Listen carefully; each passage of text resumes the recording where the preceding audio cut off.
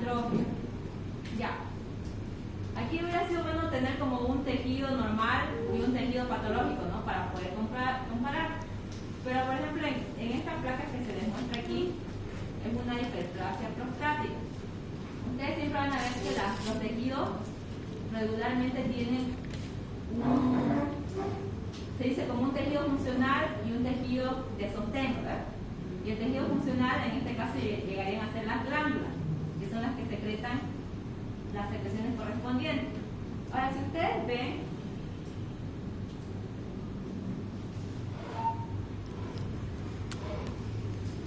esos cositos azulitos que se ven son el núcleo de la célula. Y se dan cuenta, están unidos y hay como un aumento del número de la célula. Cuando nosotros decimos que hay un aumento del número de células, estamos refiriéndonos regularmente al tejido funcional, ¿ya? En este caso de la hiperplasia prostática.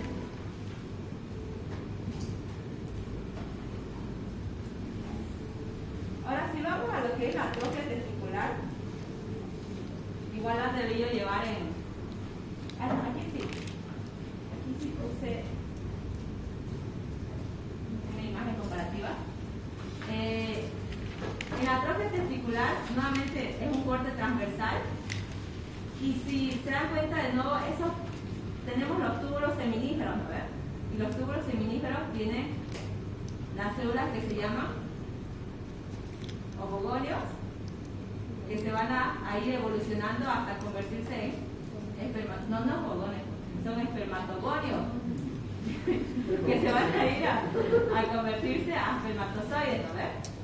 Entonces, en este caso nos dice que hay una atrofia testicular y señala que es una atrofia porque hay una gran separación entre el túbulo seminífero y entre otros túbulos seminíferos.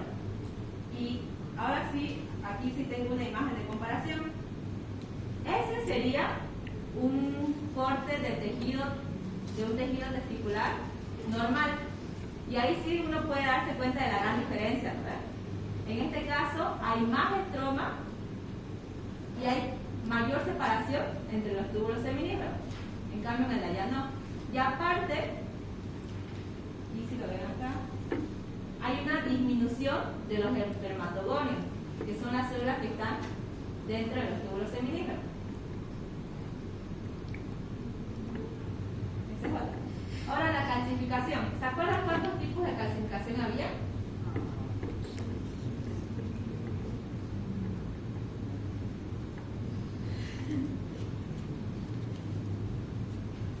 Lo avanzamos conmigo igual. Había una llamada calcificación distrófica y la otra no recuerdo cómo se llamaba. Pero una se caracterizaba porque los niveles de calcio eran normales, ¿verdad? ¿Y por qué sucedía la calcificación? Porque el tejido estaba lesionado. Cuando hay un tejido lesionado hay inflamación y es como procliva la calcificación. En cambio hay otra calcificación en la que los niveles de calcio sí están elevados. Entonces esta elevación hace que el calcio se deposite igual en tejidos normales. ¿Ya? Eran los dos tipos de calcificación.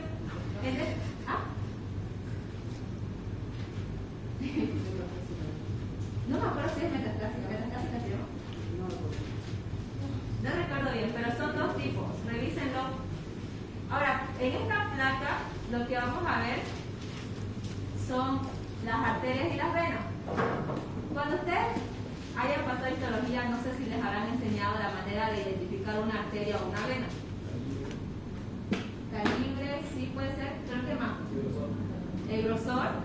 Por ejemplo, si ven la arteria que tiene un asterístico, un asterisco, tiene mayor grosor, ¿no ves? En cambio, las que señalan la flecha tienen un menor grosor. ¿Pero qué más aparte de eso? La túnica. ¿Cómo? Túnica. Tiene que ver con la luz. Que las venas son más flexibles. Las venas son... Eso, se aplanan, ¿no ves? No sé igual cómo decirlo. Ayúdenme. Pero ustedes me entienden. O sea, las venas no tienen una pared rígida. En cambio, las arterias sí. Entonces, cuando se ve, esto del lado derecho es un tejido normal. Bueno, acá en el lado izquierdo, cuando hay una calcificación, igual se ve mucho más basófilo, o sea, un tinte más color lila, y es lo que se ve ahí. Esos espacios son como que las paredes de las venas, y si se dan cuenta es como que está lila. Y aquí hay otro. Este ya sería un corte como longitudinal, y ese tinte es calcificación. ¿Ya? Por si acaso esto lo saqué de internet, como que mirando las placas, y es para más que todos ustedes tengan una idea de cómo se ve, porque se supone que como es una clase práctica deberíamos ver más placas, ¿verdad? Pero a nosotros el doctor no nos enseñó, digamos, en mi año igual no me enseñó, igual a veces que yo vine a ver placas pues solo a ver y a ver cómo se ve, ¿ya? Ahora, lo siguiente es la displasia. Este término lo van a escuchar mucho en lo que es neoplasia. Ya empezaron con neoplasia, ¿verdad? No, A la siguiente semana todavía. Es la última semana, ¿verdad? Ajá, es el último tema. Y en la neoplasia ustedes van a ver que los tejidos, antes de considerar una neoplasia, normalmente va a haber una displasia, que es como una alteración en su estructura, y se puede ir clasificando entre 1 o leve, moderada y mucho más grave. Entonces, en la displasia es como un estado previo a que se forme una neoplasia. Y estas son sus características. Hay un pleomorfismo nuclear que refiere que los núcleos tienen cualquier forma, una pérdida de la polaridad, se refiere a los lados de la célula. Normalmente una célula cúbica va a tener 4 lados, ¿verdad? En cambio, cuando pierde su polaridad, pónganle que se hace medio ovalada. Después un incremento de la proporción núcleo-citoplasma. A veces el núcleo tiende a hacerse más grande en relación al citoplasma, lo que es normal. Y lo más característico que se ve es en el cáncer del cuello uterino. Ustedes saben que hay un examen que se les hace a las mujeres, que se deberían hacer las mujeres cada año, las mujeres mayores más que todo, y las que ya son activamente sexuales, y se las clasifica por en un tejido normal hasta la evolución de un cáncer del cuello uterino. Y esto tiene criterios, hay criterios específicos para decir que es de bajo grado o de alto grado, ¿ya? Pero es más o menos para que se den idea, tiene que ver la proporción de la célula que tiene una forma irregular, y también la distancia, o sea, entre la membrana basal y las células que están afectadas. Ahora, dándole una previa de lo que es cáncer, ¿ustedes saben cuándo un tumor se considera benigno o maligno? Cuando se pasa un periodo. Ajá, tiene que ver, pero en otras palabras. Cuando hace metástasis, ya se considera que es un tumor maligno. Uno. Y el otro criterio, ustedes saben que el epitelio siempre está sobre una membrana basal, ¿no? ¿Verdad? Entonces, cuando las células invaden más allá de la membrana basal, ya se considera como un tumor maligno, ¿ya? Porque está habiendo una invasión. Ya. ¿Se acuerdan de los tipos de necrosis? Licohepativa, más fuerte. Licohepativa, gangrenosa ya, pero licohepativa,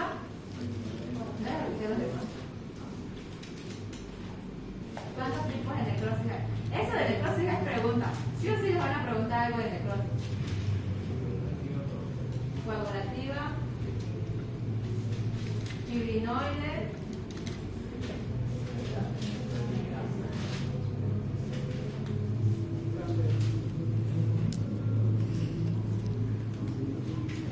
ya, no importa. Bueno, sí importa para censar. Tiene que ubicarse ya, más o menos saber cómo se diferencia la necrosis de la apoptosis.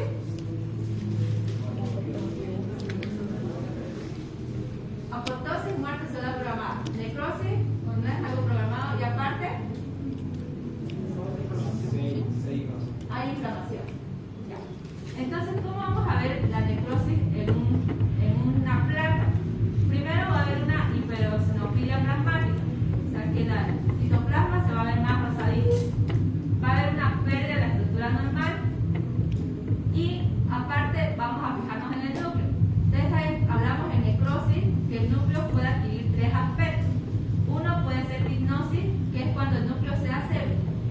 un tinte basófilo intenso y se hace compacto. Después puede haber cariolisis, que es cuando hay una disolución, y cariorrexis cuando es fragmentación. Ya lo van a ver. Y aparte, en los tejidos se lo llama como una estructura fantasma, porque la área que va a tener esta necrosis va a aparecer como más pálido. Y se refiere a eso.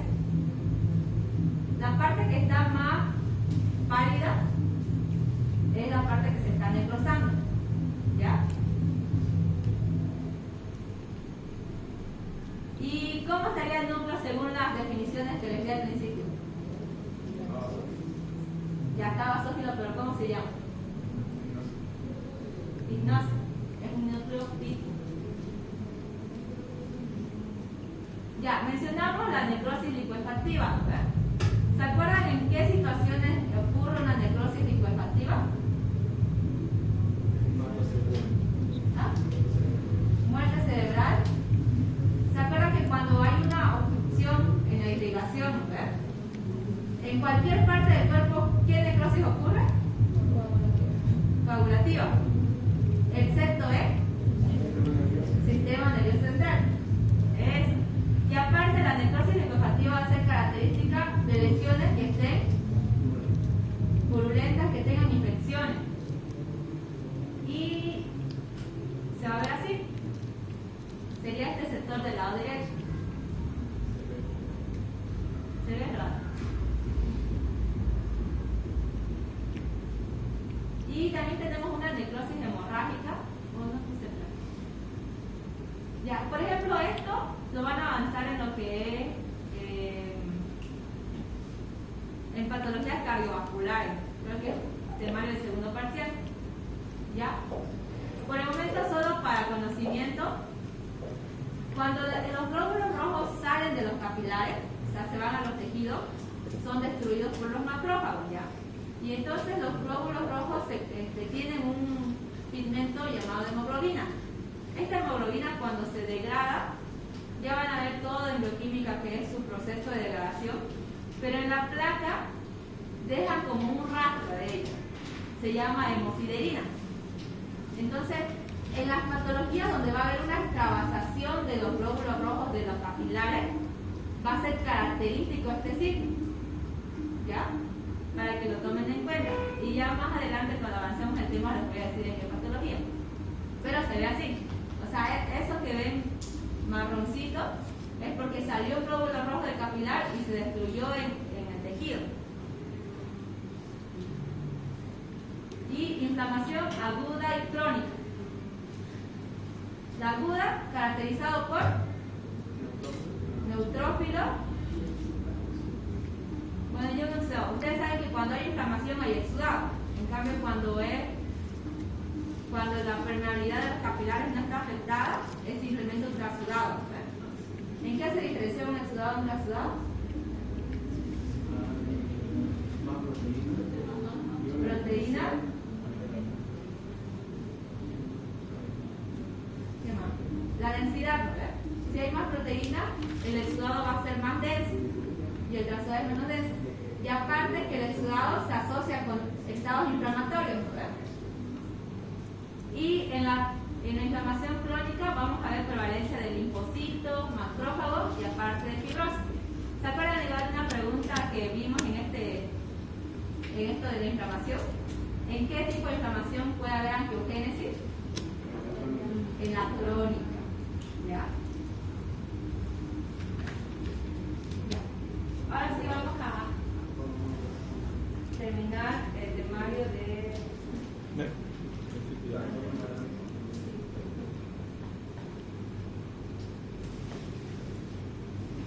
¿Tienen alguna duda? ¿Cómo van con los temas?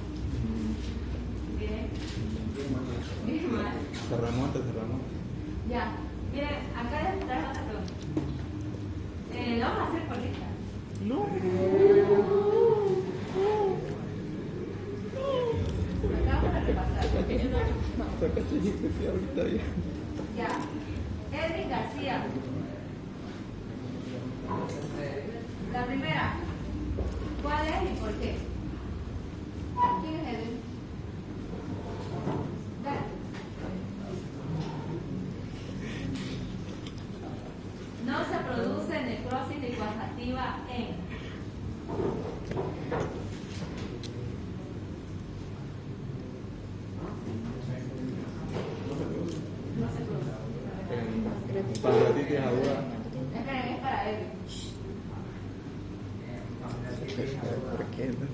¿Por qué? Ya que se produce mayormente en el área del cerebro. Ya está bien. O sea, por descarte se sabe que es pancreatitis aguda, ¿verdad? Pero también ustedes saben qué tipo de necrosis se produce en la pancreatitis. ¿Se acuerdan? Y nos olvidamos a mencionar ese tipo de necrosis. Porque era donde se consumía ese mismo. Es grasa. Necrosis, grasa. El páncreas es un órgano con bastante tejido graso, ¿ya? Pero igual por descarte, porque dijimos que la necrosis lipoactiva, aparte de ser característica en el sistema nervioso central, igual está relacionada con las infecciones. ¿Ya? Ya. Eddie se salvó. No. Digamos que sí.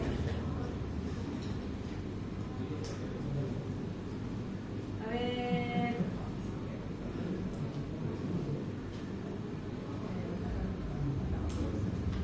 Antonio Soto. Ya, para ti va la segunda.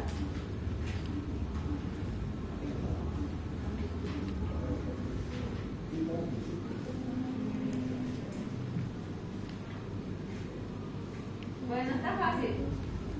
Está marcado. Y además está marcado. Pero repasando, ¿qué tipo de necrosis? No, ¿cuál?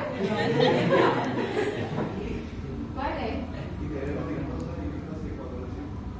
Sí, porque se produce una necrosis grasa. Pero lo que aquí podríamos recalcar, podría ser que hay preguntas igual que dicen qué tipo de necrosis es característico en una inflamación de los vasos.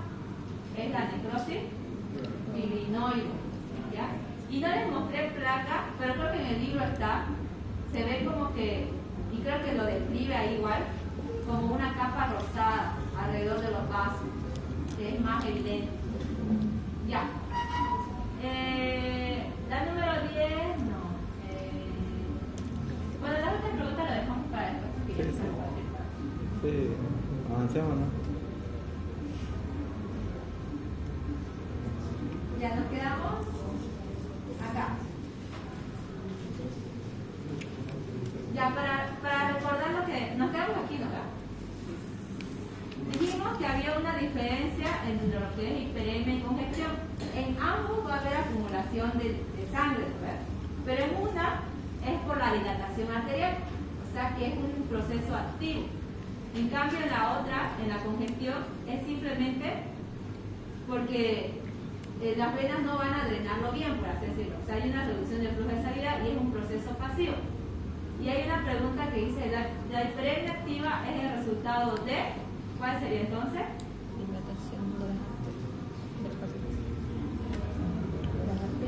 Dilatación de las arteriolas. No se olviden que los capilares no tienen músculo liso, llegan hasta las arteriolas. Entonces, si es algo activo, vamos a hacer las arteriolas. Ahora, se define hemorragia como la pérdida de sangre. Esta puede ser externa o interna. Externa ya sabemos que es algo que se ve. En cambio interno está dentro de los órganos.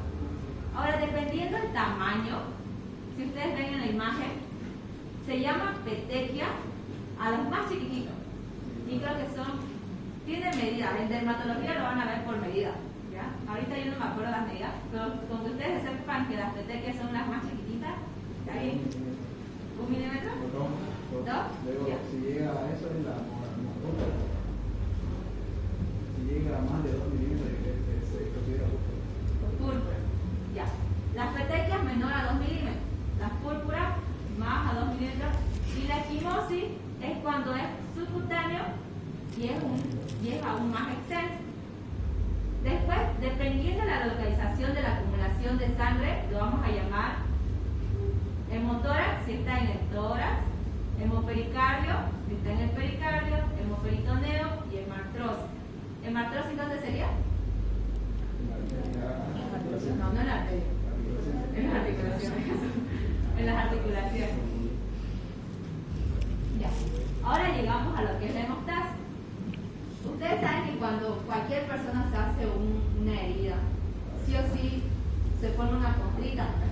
A todo eso se le llama como un proceso de coagulación y sería como la hemostasia. ¿Ya? Ahora, ¿cómo se activa la hemostasia?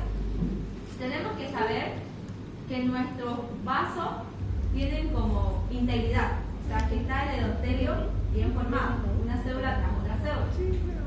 Entonces, cuando hay una pérdida de la continuidad, que ven en la primera imagen, lo dice zona de lesión, va a haber una interacción, o sea, hay esta pérdida de continuidad y va a estar expuesto lo que es el subendotelio.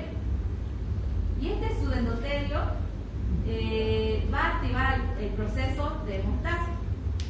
Entonces son 4 los procesos que tienen que suceder en una hemostasia normal. Lo primero es una vasoconstricción arterial intentando restablecer esa integridad. Lo segundo es lo que llamamos la hemostasia primaria, donde van a participar las plaquetas. El tercer proceso es la hemostasia secundaria, que es como que van a fortalecer esa hemostasia primaria que hubo de las plaquetas. Y el cuarto es un trombo ya formado y también van a empezar a intentar degradar este trombo para que quede bien formado. Pónganle que primero era un callo grande y lo tienen como que moldear para que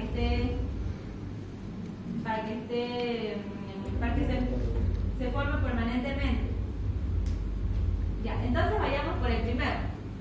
El primero dice que requiere todo el proceso de la hemostasia va a requerir la participación de 3 sistemas, ¿no? El 2 vasos sanguíneos, el sistema plaquetario, los sistemas plasmáticos de la coagulación y el sistema fibrinolítico. Son 4. ¿Han visto lo que es la cascada de coagulación con el doctor? Sí, no con el esquema. ¿Se acuerdan? Vivo y vivo.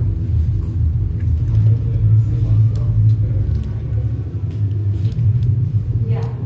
En la cascada de coagulación van a ver todos esos nombres. Y más que todo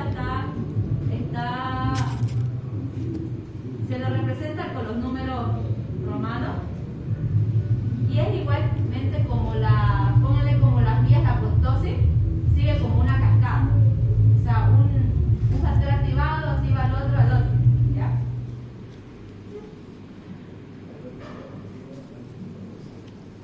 Ya. ¿Qué va a pasar primero?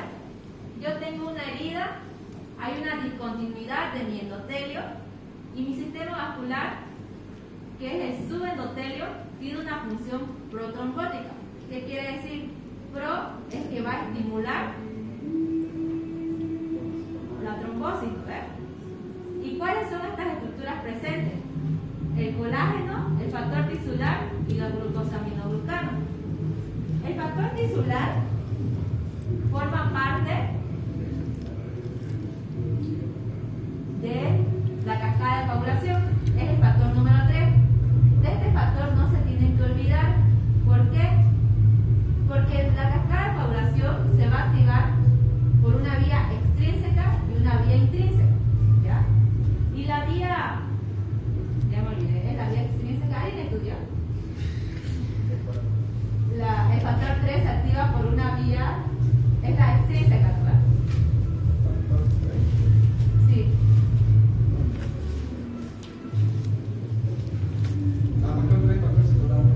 Sí. ¿Es por la vía? Está en la cascada, a ver.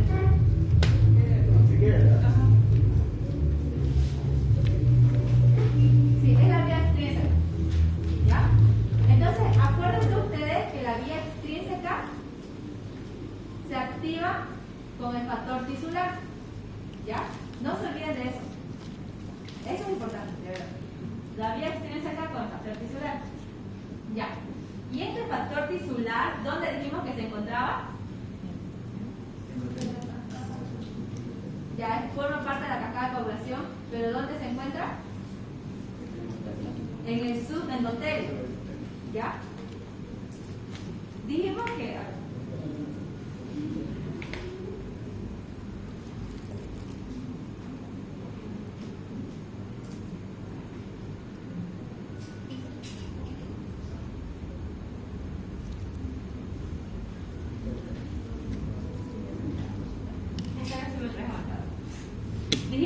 endotelio, ¿cómo es lo normal? Que sea todo íntegro, ¿no ves? Que no deje ningún espacio. Entonces, cuando ocurre una lesión, hay una discontinuidad. Y abajo del endotelio, ¿qué hay? El subendotelio. Y aquí se encuentra el factor tisular o factor número 3. ¿Y qué vía me va a activar? Extrínsecos. Ahora, el endotelio es antitrombótico. Por si acaso, trombo simplemente se refiere a la formación de, no sé cómo decirlo en palabras simples, pero póngale a un conjunto de plaquetas, así como un enmarañado, ¿ya? Eso es un trombo. Entonces, cuando se refiere a antitrombótico, es que no va a permitir que se forme, que se unan las plaquetas. Sí. Entonces, el endotelio, esa es su función normal. O sea, lo normal es que en nuestra sangre todo corra como líquido, ¿verdad? En cambio, cuando hay una discontinuidad y cuando se inicia lo que es la hemostasia, se va a formar como coágulo. ¿Ya? Ya, entonces, ya sabemos lo primero que hace el sistema vascular es una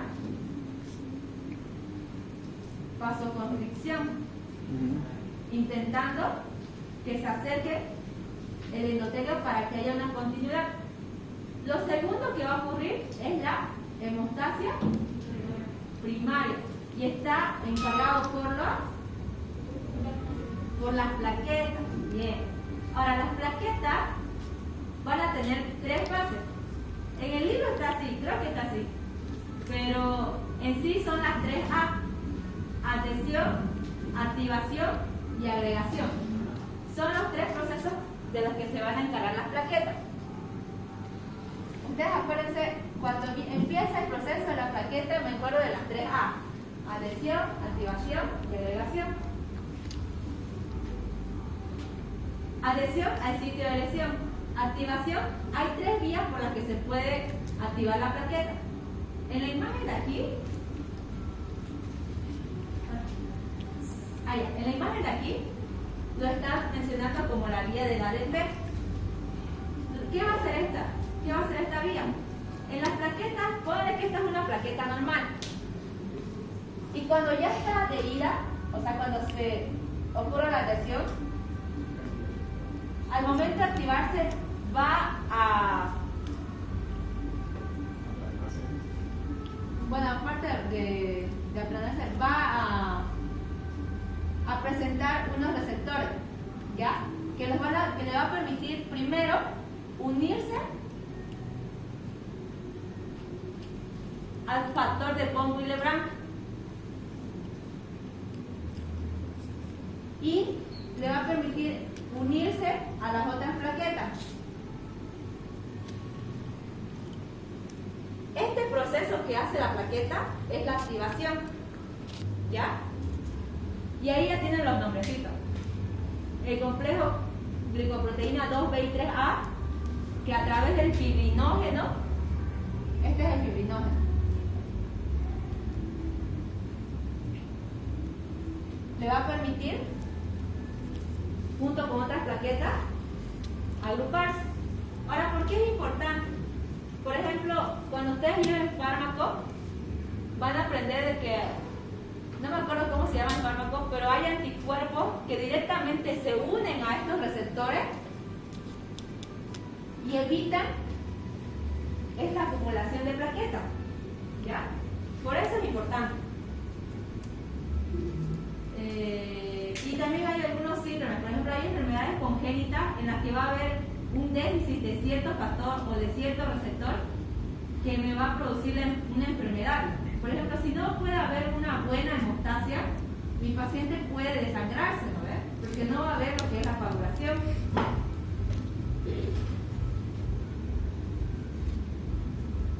En lo que es la agregación plaquetaria, es simplemente que llegan más plaquetas y se unen. Y aparte, que el fibrinógeno se va a convertir en fibrina y va a formar una plaqueta más estable, o también es dicho irreversible. Ahora vamos a lo que es la activación de la cascada de la coagulación.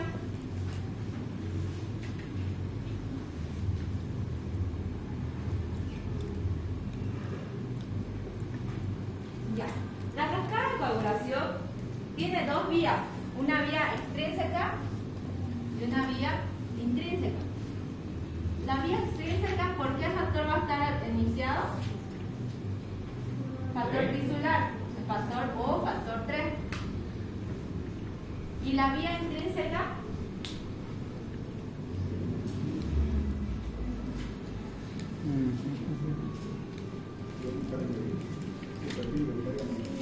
les voy a pasar un esquema que está más bonito.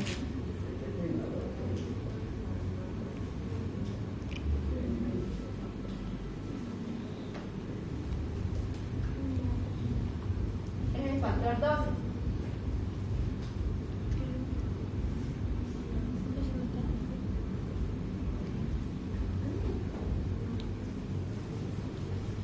Ambas vías van a converger en una vía común. Esto no es necesario que se lo sepan de memoria, pero esto sí es importante. Y también el inicio de la vía intrínseca. Y también la parte final. La vía común empieza con la activación del factor 10.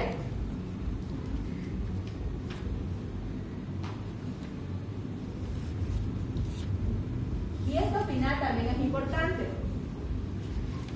La protrombina, ustedes saben que todo lo que empieza con pro o termina con geno más o menos, es algo que está inactivado.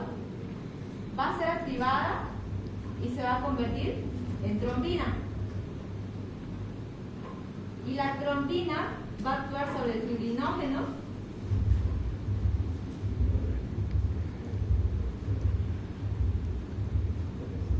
y se va a convertir en fibrina.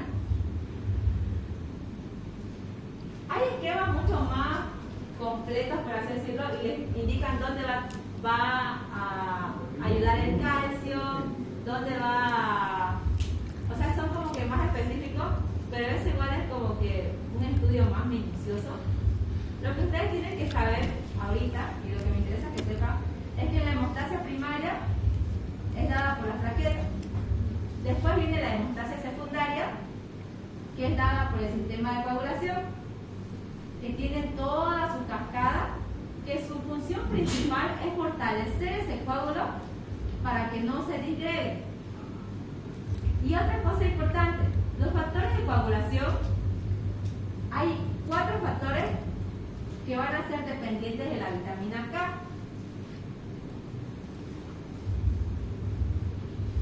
Se le llaman factores vitamina K dependientes. Y la memotecnia que teníamos es 1972. Entonces aquí sabemos que el factor 10, el factor 9, el factor 7 y el factor 2 necesitan la vitamina K para poder producirse. Entonces es por eso que en déficits nutricionales vemos afectado lo que es el sistema de coagulación de las personas. Y el cuarto proceso sería el sistema fibrinolítico, que es el encargado de degradar el tapón hemostático y va a estar dado principalmente por el activador del plasminógeno tisular, que es eso que ven, TPA, activador del plasminógeno tisular. Y a través igual que la trombomodulina, que va a encargarse de bloquear la cascada de coagulación.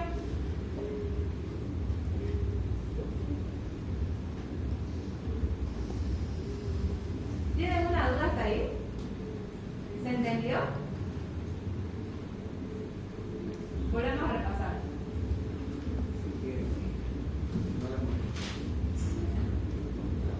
Ya.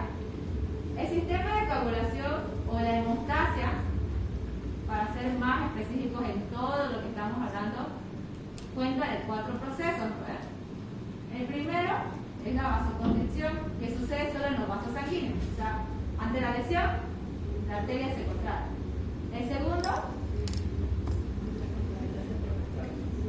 el sistema plaquetario con la hemostasia primaria.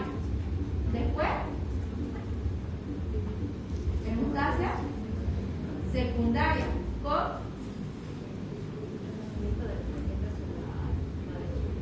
con el sistema de coagulación.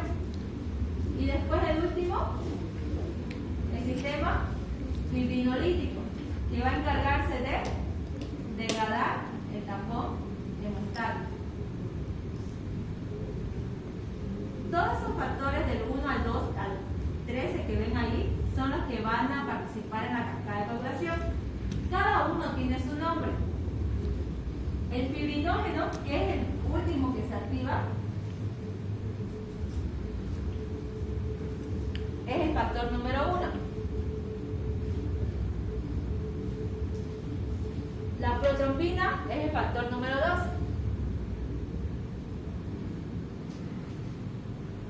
El factor tisular es el 3 y el... no, falta uno, el 2.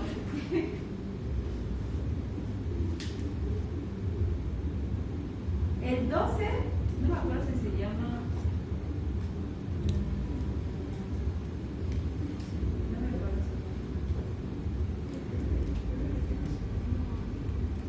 Ya.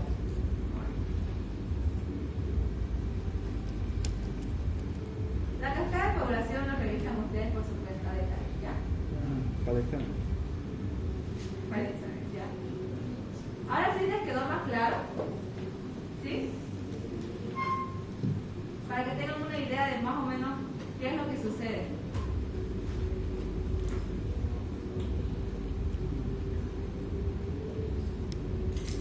Ya.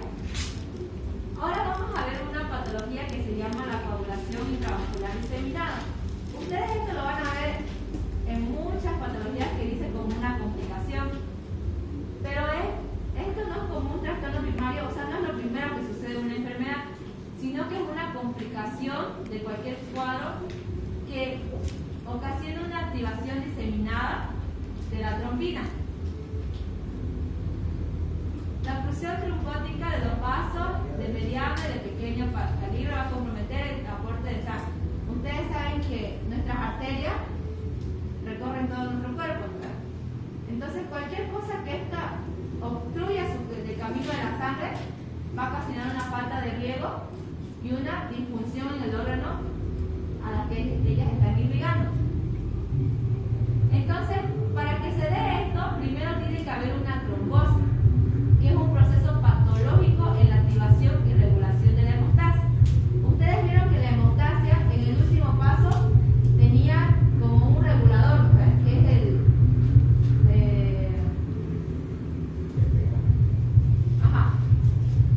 el encargado de degradar el tampón hemostático.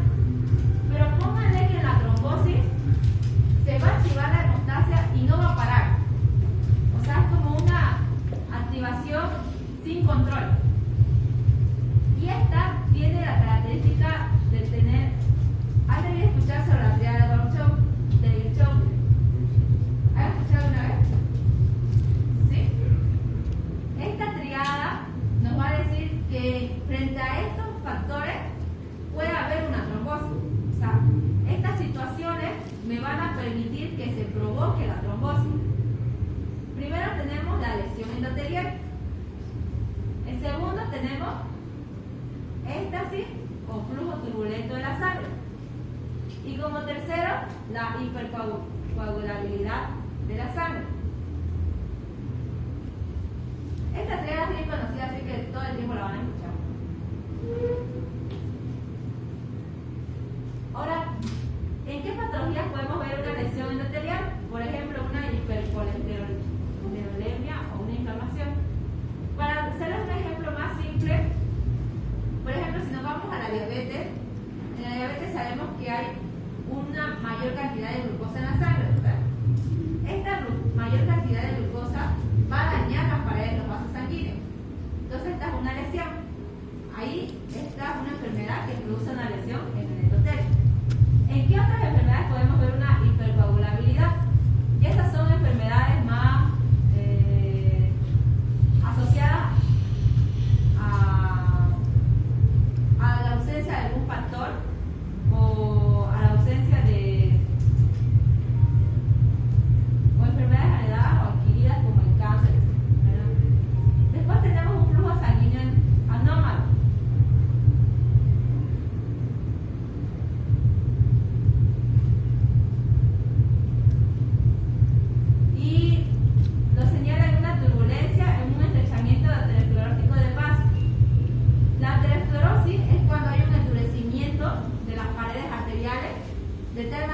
que en vez de que estas sean flexibles al flujo, se quedan ahí rígidas.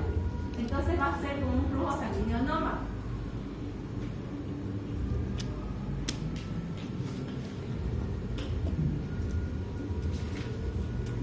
¿A qué se denomina trombo? Trombo es esa coagulación que sucede, que es anómala, o sea, alrededor de ese tejido inflamado o de esa lesión que ha habido. Chicos, me esperan un segundito, voy a contestarlo.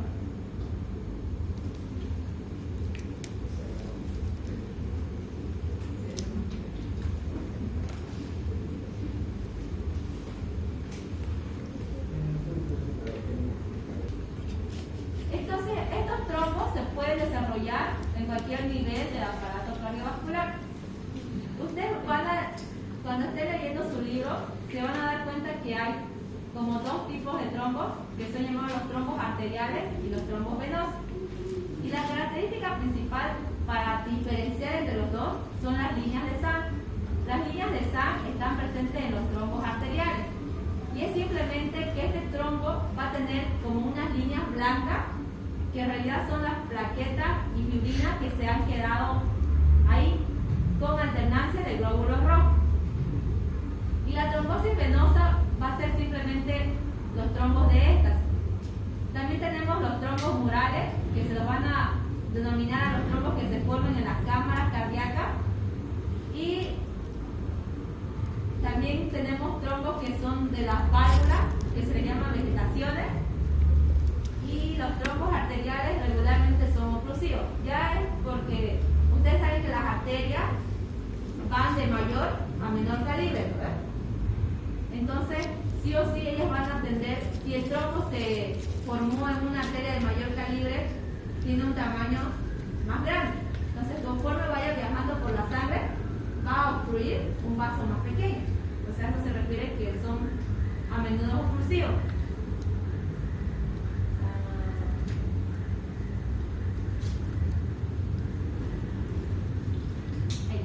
Aquí les voy a pasar una imagen de la evolución del trombo.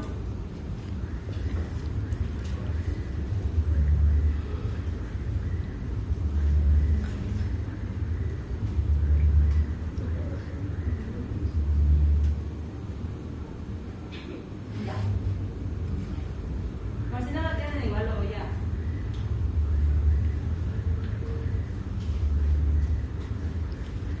Este es un vaso arterial.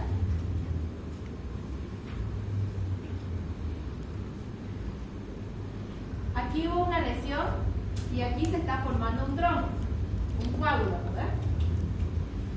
Ahora, ustedes entienden por evolución que significa qué es lo que va a pasar con ese trombo, ¿ya? Entonces, con ese trombo hay 4 opciones. Uno es que se propague. ¿A qué se refiere? Que siga creciendo y se haga más grande. La primera opción. 2 es que embolice, que se rompa de donde estaba sostenido y empiece a viajar por la sangre. El tercero es la disolución, es decir, que no sé, que venga el activador del plasminógeno tisular y lo degrade y se disuelve. Y el cuarto es que se organice y se recanalice. Digamos que pudo taparlo todo, pero se recanalizó en algunas partes. Y gráficamente se ve así como la imagen que les mandé. Esto sí me acuerdo que era pregunta de examen, así que anótenlo. Y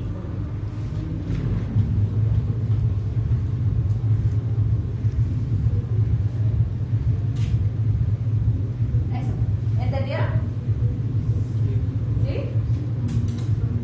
¿Cuáles son las 4 opciones que puede tener un trombo en su evolución?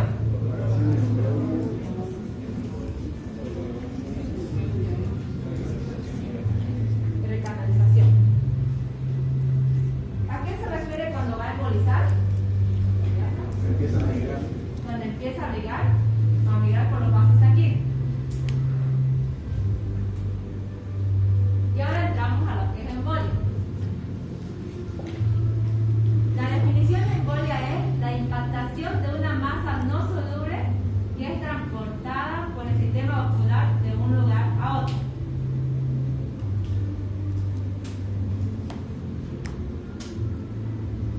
básicamente sería, este es un trombo, y si este se corta, se convierte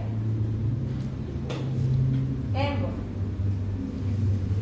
Pero no es la única manera de formarse un émbolo. También hay otras maneras en las que puedo tener una estructura viajando por mis vasos sanguíneos. Si ven ahí, el primero es la tromboembolia, que sería el que vimos aquí. El segundo dice que puede ser gaseosa. Como dice su nombre, puede haber gas. El tercero es que sea grasa. Aquí podemos tener el ejemplo, si mal no recuerdo si es pregunta de examen, donde cuando hay una fractura de hueso,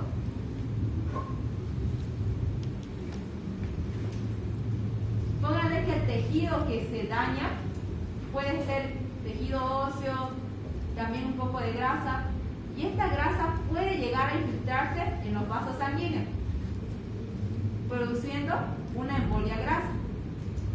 ¿Ya? Líquido amniótico. ¿Saben lo que es el líquido amniótico?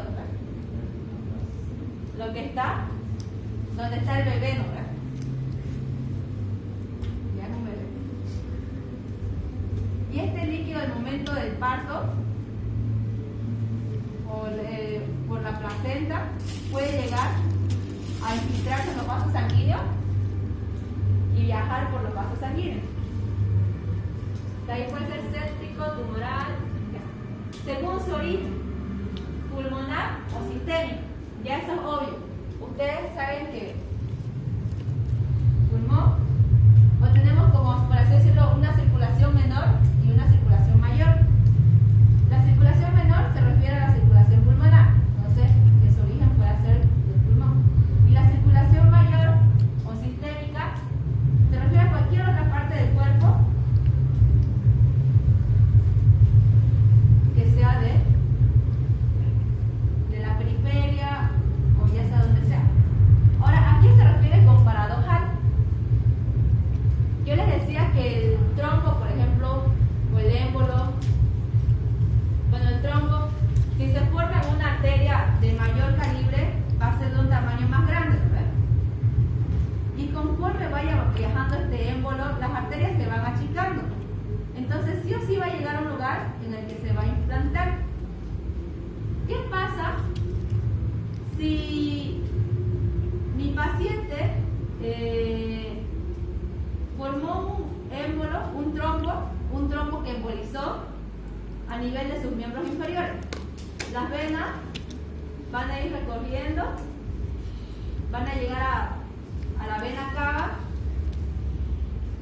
no sé, a la vena cava inferior, y va a llegar al corazón, a la aurícula, después al ventrículo derecho. Después esta sangre, ¿dónde va a ir? A los pulmones, ¿no? Y lo más lógico es que este émbolo llegue a implantarse en los pulmones. ¿Por qué? Porque ahí las arterias son chiquititas. Pero ¿qué pasa si yo les digo que este émbolo, no sabemos cómo, pero llegó y se implantó en el cerebro? O sea, uno se pregunta, ¿y cómo llegó, cómo pasó las estructuras pulmonares si las arterias ahí son chiquititas? Lo que pasa es que en estos tipos de origen paradojal, creen que hay una comunicación interauricular o interventricular congénito que permite que el émbolo migre directamente hacia el otro sistema, ¿ya? Por eso se le dice paradójico, porque es algo que no es normal. Ahora ustedes van a escuchar en pacientes que están largos días en los hospitales, lo que se conoce como la trombosis venosa profunda.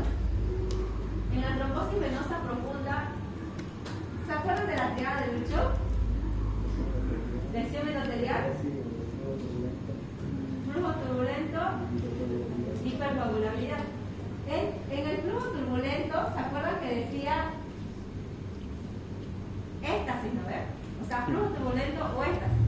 En estos pacientes que están echados mucho tiempo en la cama, o sea, pacientes que están hospitalizados más de un mes, o abuelitos que no